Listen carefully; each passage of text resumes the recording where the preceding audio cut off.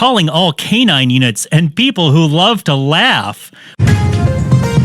Peter Boyle is a tough, ill-mannered cop who is run down in the line of duty. But that's not the end of his story. No. He's reincarnated. Ha! Surprise! As a streetwise bulldog. We watch Poochinski, a 1990 unsold television pilot, right here on Network Special, a podcast about the golden age of appointment television when things were just played once or twice and you could never see them again. But now, thanks to the magic of the internet, we can watch them again to our heart's content. My name is Zachariah Durr, and I'm here with my lovely co-host, Nathan Poochinski Shear. And of course, our lovely producer, Jeremy John Demery. That's what he sounds like. And we're talking about something that was an unsold pilot, but when things get desperate and slim at the television stations, sometimes they will say, what do we have in the bin that will take up some time? So this was played once on July 9th, 1990. This show stars David Kirshner and Peter Boyle. Boy, oh boy, what a show. Yes. Before we get into the episode, can we talk about the advertising for this? Okay. So we know that this is a failed pilot. NBC, right? Or is this CBS? I don't know. I don't remember. You tell me, brother. They paid for this to be made. They were hoping it was going to become a TV show. It doesn't. It fails. So now they're trying to burn it. You know, we don't want to waste the money. How do you advertise a failed pilot that ends at the beginning of the story? You know what I'm saying? How do you advertise that? I don't know. It's a very special presentation. NBC, yeah. And it ends with the words, don't get too attached. I know. That's what I'm saying. Like, this is this heartwarming story or something. But then the show ends, but it's starting. So I don't understand how, like, some pilots you watch and they're self-contained for sure. But this one, its whole purpose was setting up a huge, long story. Yeah. So, like, I was trying to find a commercial for it online. I didn't see one. But yeah, Poochinski, let's do this. Okay. By the way, I would like to make a correction. This stars George Newbern and Peter Boyle. I was looking at the producers list. I apologize to George Newbern and his family for getting that wrong. Mm-hmm. Mm-hmm. And by the way, George Newbern, very much kind of a Andrew McCarthy, like, who is it? Is it Andrew McCarthy? Is it George New? Is it like when he came on screen, I thought it was Blossom's oldest brother, the one who was not on the show for that long. But it's the guy who was in Father of the Bride playing the groom. Yeah. Yeah, very mild-mannered looking person. Yeah, who mostly does, I guess he's on Law and Order SVU now, and he does a lot of video game voices. He plays Sephiroth in all the fantasy games. You're saying he's in the SV universe? Mm-hmm. That's what I'm saying. Boy, this show is executive produced by David Kirshner, actor John Ritter, who have long and storied careers. Was directed by Brian Levant and also produced by him. And I was going, Brian Levant, why does that sound so familiar? He is the producer of both Happy Days and Mork and Mindy.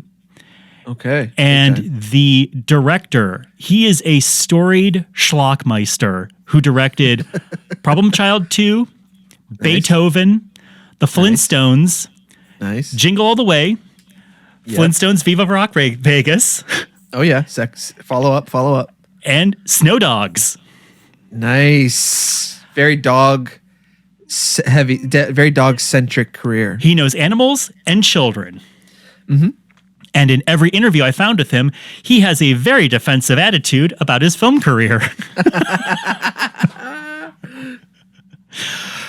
Which is so interesting. Why would you be defensive of what is clearly a job? Like, this is like you're making money and this is your job. Like, you didn't take Snow Dogs because you thought it was going to look good on your resume. No. Except and by the way, if you knew. Those were all hits. Yes. Those were all huge hits. So I was curious to see. I was curious if Flintstones lost money, because Flintstones was one of those movies where I remember seeing it in the theater and you could sense that nobody was enjoying themselves on screen or in the audience. I looked up, that movie cost $40 million and it made $345 million. Wow. That's more than a huge hit. That is was it a mega global? lift. No, that's domestic. Holy moly. I know. That's how hot movies were in 1994. Just like the golden era for raking it in. Jeez. Yeah, I mean, maybe this guy had big dreams of being the next Orson Welles, and he feels a little odd about it. But yeah, all his interviews are like, yeah, I mean, maybe the critics don't like what I do, but you're there with your family at the video store. My kids are going to reach for that. Like, okay, Brian, calm down. Yeah, this is very much like, can you believe, does it make sense to you that this was single camera? Well, yes, for a reason that we're going to get into. Okay. Let's see what this show is about. We've said that all these people who, Brian hadn't directed all those things yet, but they had big TV track writers. John Ritter, big star, doing Three's Company. Brian Levant, solid track record. Happy Days, Mork and Mindy. They're putting their weight behind this pilot with a story they came up with. Poochinski, a story set with two cops in Chicago. They're partners. One's a slob, one's a neat freak. And then the slob sees a dog, adopts the dog, gets hit by a car while carrying the dog, and his soul is then transferred into the dog's body. And so now his neat freak partner has a bulldog as a police partner that only he can hear, ? There's kind of a Garfield rule about it where I feel like he can speak to him and no one else. No, because he says to a guy on the elevator, floor 5, please. And the guy hears him. So he chooses not to speak to anyone else. Right. He's just not speaking. Like I think you're hearing his thinking when he's not speaking. Okay. Well, it's as confusing as you'd think, and it is a show. You might be asking, so is this a show for children because it is a puppet dog? It is very unclear because this dog is horny. The show looks filthy. He is DTF, this dog. It's a show for no one. It is so bizarre. Oh, and by the way, the slob cop is played by respected actor Peter Boyle. From Taxi Driver. Yeah, he is. He's really hamming it up too. Like, I feel like they're really trying hard to give you a sense of how gross he is.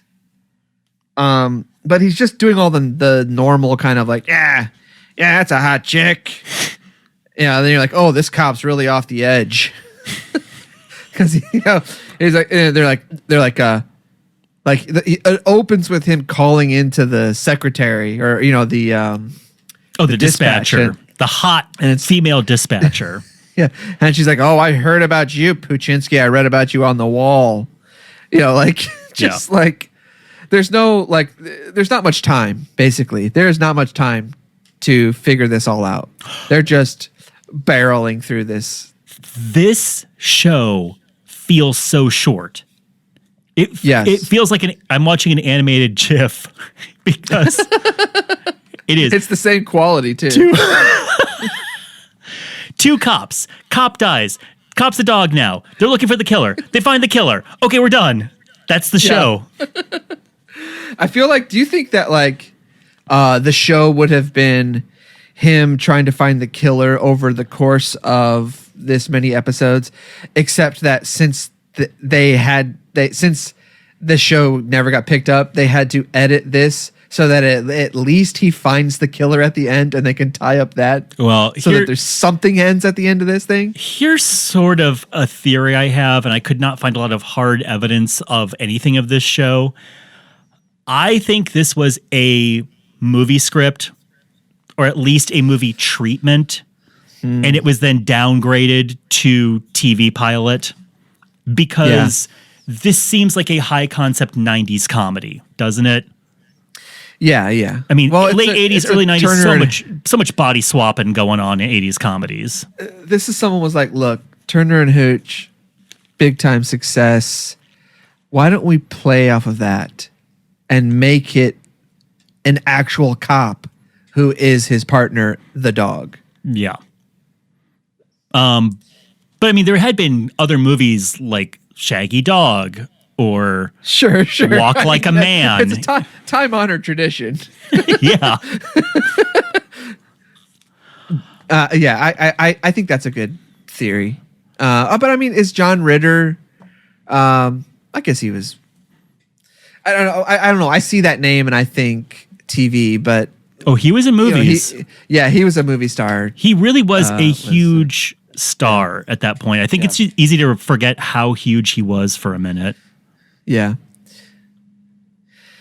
In the opening of this thing, the cop, the bad cop, Peter Boyle, he goes into this alleyway where he finds the dog. But before he finds the dog, he runs into these kids, right? And are the kids like beating up the dog? Yeah, they're haranguing this dog. These kids are 9 years old. Yeah, tiny kids. Yeah. They are packing. They're like a full-on gang at 9 years old. At night. Yeah. Where are their parents? So they're going on a stakeout, right? So him and the cop are on a stakeout, and this is where he gets murdered, right? Mm-hmm. What are they staking out? I could not figure out if they were just on a beat or if there was a series of ATM robberies. That must be what was inferred, because you see a person hold up an old lady with a gun at an ATM that they're by. That's where I was like, are they just like staking out random ATMs, hoping that someone comes by? They might be. Yeah. But so do you have and by the way, yeah, they chase this guy and it's like immediately the cops are shooting at cars. They're just shooting. Like these cops are just shooting straight at people. Like no question. Like no trying to get out of the way. Hey, you're in Chicago, Nate. That's how they do it there. Yeah. And so he is clipped by this car, and this is where he dies. But I'm trying to figure out, how does he become the dog? He just looks at the dog, right? If it's the old saying, if you look into the eyes of an animal when you're dying, your soul transfers into them. They stop being an animal and start being you. Yes, it is like there's no explanation. Maybe they'll go into this a little bit during the TV show or something, but well, it's something where you would think there would at least be a line where, like, if I ever died, I think I want to come back as a dog. They seem to have it pretty good. You could have included anything like that, but there is nothing magical about this show. It's just a cop show up until this point, when his soul goes into the body of a dog. I wish I was you, Poochinski. Well, what's so crazy is the cop's name is Poochinski. It's not the dog's name. I know. And his partner, Dogowitz. I gotta say, dog puppet in this thing. Dog puppet in this thing, pretty good. Pretty good dog puppet. I think so, yeah. So now you were saying the reason why you think it had to be a single camera show. When you're shooting with a puppet, it needs to be single camera because you have to hide the puppeteer somewhere, and they're swapping it out for a dog. What about Alf and stuff like that? That was on a set. Well, okay, But don't you think that if they're on location, like Seinfeld, like if they're on location, they're filming. If they're I guess they're mostly on location. I guess it's fine. Okay. Let them off the hook. They also swap back and forth between a real dog and a puppet a lot on this. You're seeing that trained dog quite a bit. Yeah. I guess I always attributed single camera to a more high class of show than a multicam. They had a budget. I mean, they had sets, they had a puppet, they had, effects. It's not like this thing is totally shoestring. What is the song that he sings? Everybody loves somebody sometimes. Yeah. How much money do you think they spent on licensing that song that they had to play it like 5 times? That's true. Peter Boyle loves that song. And so it's not enough for his partner that his dog is speaking to him and claiming to be Poochinski soul transferred. He doesn't buy it until he starts singing the song. He gives him intimate details about his life. Yeah. And the guy's like, what? I still don't. It's just a talking dog. What? I don't. And then he starts, everybody. And he's like, oh my God, it's Poochinski. Yeah, he sings that song. They sing that song 5 times. It is like constantly. I'm like, man, we are getting use out of this freaking song. And then there's the segment where they try to make it emotional.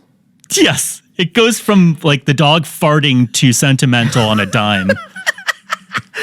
I don't understand. Like, there's no tone. There's no like consistent tone for this.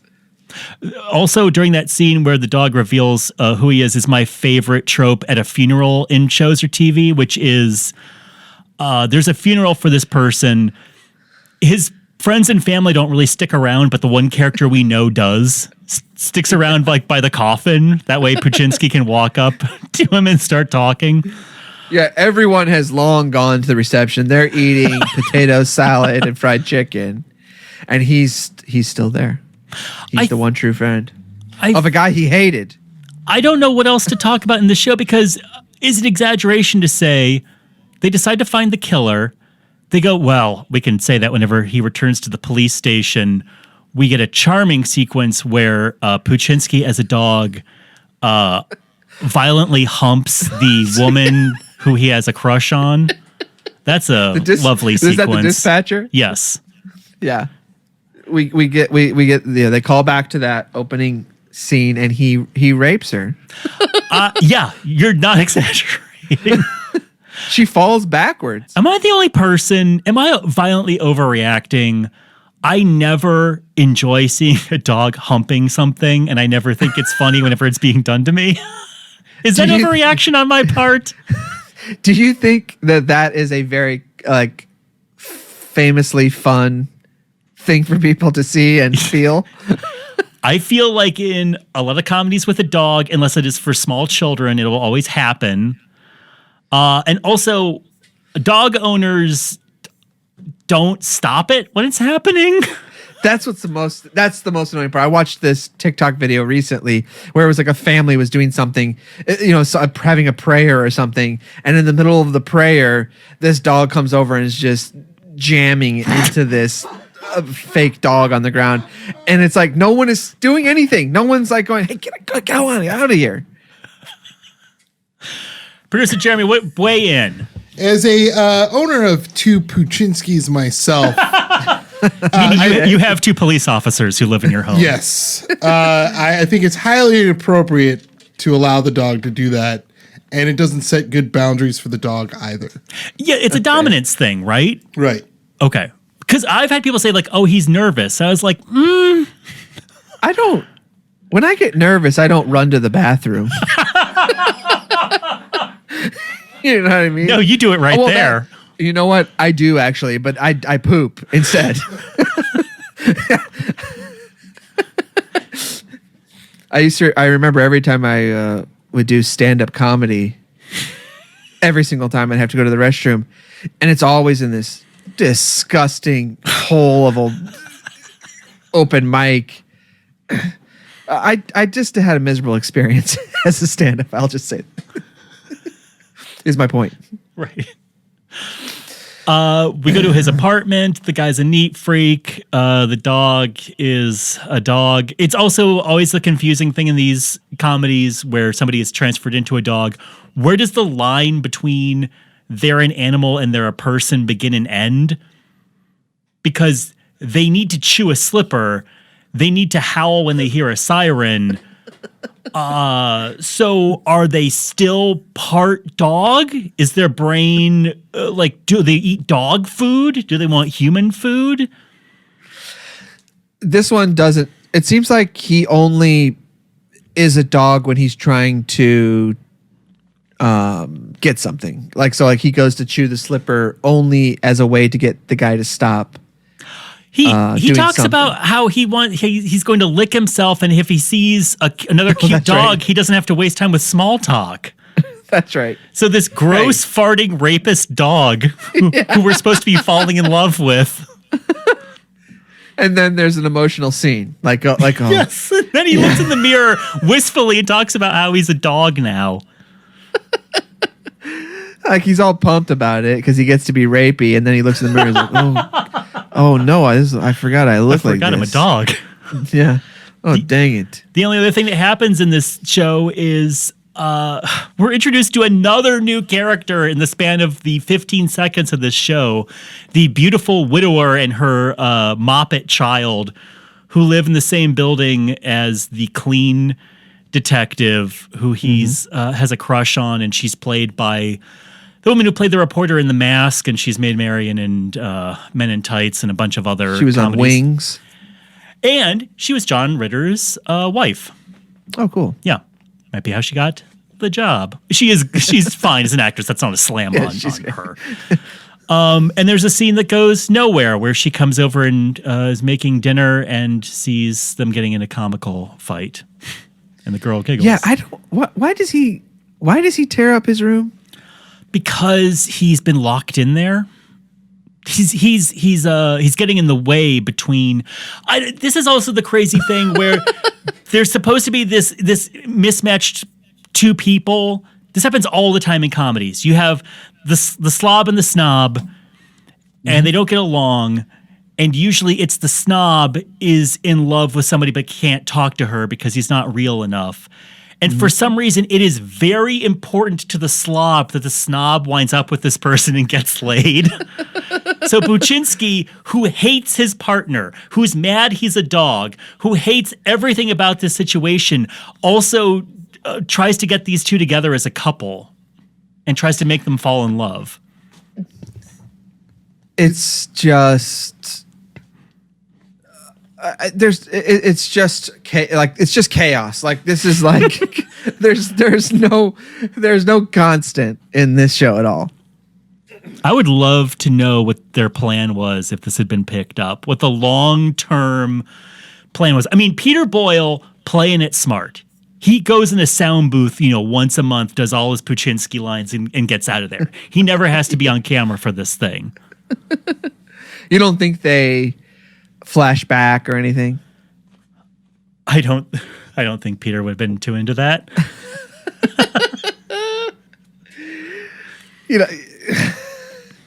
You don't think they flash back to him planting drugs on someone? Or they're busting a whorehouse or something, and he they catch him in a room with one of the people. We're saying all this stuff where in the world would they have gone with this? But Knight Rider on Forever. It's about a guy solving crimes with a talking car. Not the craziest time in the world for these high concept shows to go on and on. This is Stakeout. This is every episode. This is Stakeout. Every episode's going to be a Stakeout. Right? Yeah. And speaking of Stakeout, we see them staking at the same ATM. Guy comes back. They catch him. Poochinski bites the robber hard on the crotch, and the sound effects guy bites a piece of celery. He has a nice crunchy crotch. And then just to make sure he's has a case of the not gays, Poochinski goes, "Just so you know, I did not enjoy that." Don't worry, kids. Poochinski did not enjoy having his mouth around the penis of that robber. So what if the real before Poochinski had said there's something awakened in me? Yeah, what if the real show, it was a gay buddy cop show, and that's why the guy did not want to go out to dinner with the red hair girl in his apartment. Great twist. They had to edit it for the special presentation, and they're like, "Peter, we need you for one more line." Unfortunately, the last shot we get is a photo of Poochinski and Clean Cop with medals around their necks because they caught the ATM bandit. Yeah, the biggest case that the Chicago PD has ever cracked. When you think of big cases, you think of Son of Sam. You think of the Manson family murders. And then, of course, the ATM bandit. What were the other ones he solved? Do you remember? Oh, God. A strangler, I think. It was something like the pajama strangler or something. Something like that. Yeah. Peter Boyle's resume. The umbrella burglar, or something like that. Like, that is also another character in this is the Sarge. Yeah. Like the captain who is from what his name is Frank McRae. He's an old football player, but he was also in like Police Academy movies and stuff too, right? He plays I think he's in Police Academy. He definitely plays the sergeant with the exact same energy as here in 48 Hours. Yes, that's right, yeah. And he's in Last Action Hero, also as the yelling sergeant. Yeah, he's playing a joke on himself. I always liked that guy, but he died this year. Really? Yeah. Was he in the montage? Sadly. Or he died this year? No. What's that? This year or 2020? April. Oh, so they might get in the montage. Slow motion of him yelling. Let me see. Yeah, I like his look. He seems like a gentle giant, even though he's always yelling. Sure. April 29th, 2021. R.I.P. Yeah. He'll be in the one next year then, I guess. At least he got to see Disneyland reopen. So, is there anything else? Aren't we all fortunate to have seen that? Poochinski, I know we barreled through this, but really, folks, there's not too much to say. This is thin soup. I had heard of this show forever because I always watch those compilation shows where it's like, you're not going to believe this was a TV show, or America's Craziest Failed Pilots or something. They always showed clips from Poochinski because it's so high concept and so ridiculous. Really, I got all the highlights watching those clip shows because there's not too much else that happens. Yeah, this is a real dud. And of course, it was canceled. Of course.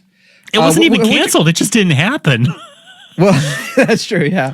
Where would you put this up against Shangri-La Plaza? Would you say is better? Oh, Shangri-La Plaza, for sure. So if you're on the NBC team. Oh wait, and I'm greenlighting one of these. These two shows appear. Oh, geez, Louise! And you have to choose one for Thursday night must see TV right after Seinfeld. Okay. I'm still gonna. You know what? I'm still gonna go like Shangri-La. I'm gonna go the realm of like a tough but fair judge with a lawyer who has an unusual request. I'm gonna say I'm going to allow it, but this better be going somewhere. Let's order 6. Oh no, I gotta get 25 of this turkey, but I pass on Shangri-La. Wow. And I say, let's retool Poochinski to be a kids show. But that's different. Saturday morning show. That's where this thing should be. It should not have this money behind it. This is the dumbest idea ever. Has primetime children Has prime time kids TV shows ever worked besides like the Muppet Show or something? Besides like Snick, like Nickelodeon I programming? mean, besides a channel that is devoted to kids programming. It's just for children. I mean, I guess you could say Muppets is family. I think there's family shows that work. Yeah, but then that's like every sitcom of the 80s. So you're looking for just a children's show. I'm saying like a Saturday, like, okay, so like the Saved by the Bell, the college years. It did not work, right? So like how, every once in a while they'll try and do a cartoon or something. Like how often, has that ever been a programming time period for kids as like 8 o'clock? I mean, everyone's in bed, I guess. Yeah, no, it needs to hit more age demographics. The most you can do is something that you can watch with the whole family. Yeah. I mean, you could say that the Wonderful World of Disney, I mean, it's family programming, but it's definitely, more kids are going to be into it. I guess TGIF is more kid friendly. So that's a Friday night where kids can stay up a little bit later. Right. Yeah, that would be the answer, because I cannot imagine adults watching Family Matters and thinking it was a riot. Right? No adult is going like that. Cody on Step by Step. I can't help but grin. He's so dumb. Full House. Right? That's a TGIF. That's TGIF. Yeah. I say we move this and we put it up against ABC's TGIF, and we start our own TGIF block. Okay. All right. You're just trying to save your job. I feel like, and I know we're trying to wrap up here. I feel like anytime they pushed too hard on the kid part of TGIF, it flopped. Like there was Mego, where Bronson Pinchot played the alien in the family. Remember that? That was like a Saturday morning show, and that just flop-a-roonied. Yeah, you have to have an element that parents can be following along with, because my dad's not throwing on TGIF for me. He's not?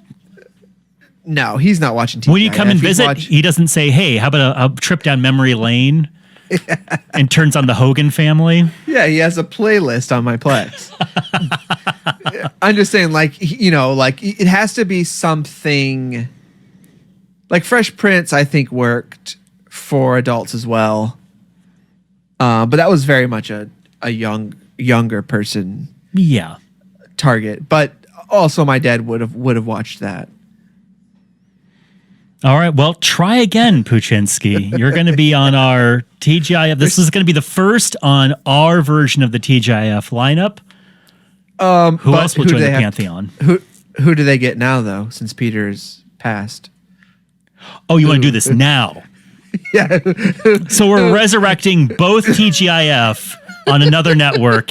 We're starting our competing network. So modern day, who are going to get? Paul Giamatti. Okay, I'm a dog now. All right, well, I guess this is my life, right? I look like a real piece of garbage. First no women, now this. Great. Yeah, it's me, Poochinski. I say we advertise this as like, hey, remember TGIF? We're going to compete now.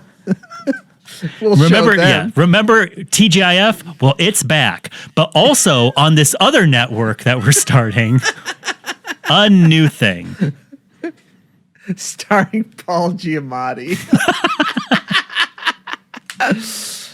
Okay, well, I think we've pooched this episode. We pooched well this enough. Sinski. What did Stoney think of Poochinski?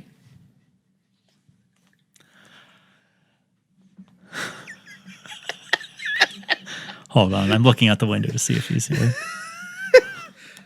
Stoney, you out there? What?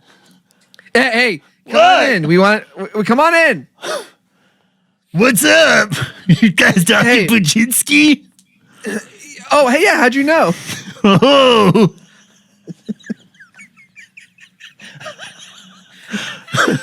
I'm always outside the door. Okay, you heard. Okay. Yeah, Okay. And did you get a chance to watch Poochinski? I sure did. And Nathan, I got one thing to say. I don't know what they were smoking when they came up with this thing, but I want some. That is a classic Stoney review, and I am happy we were able to hear it. Yeah, me Thank you, too. Stoney. Thank you, Stoney. We'll see you next week. All right, everyone. Goodbye. Bye.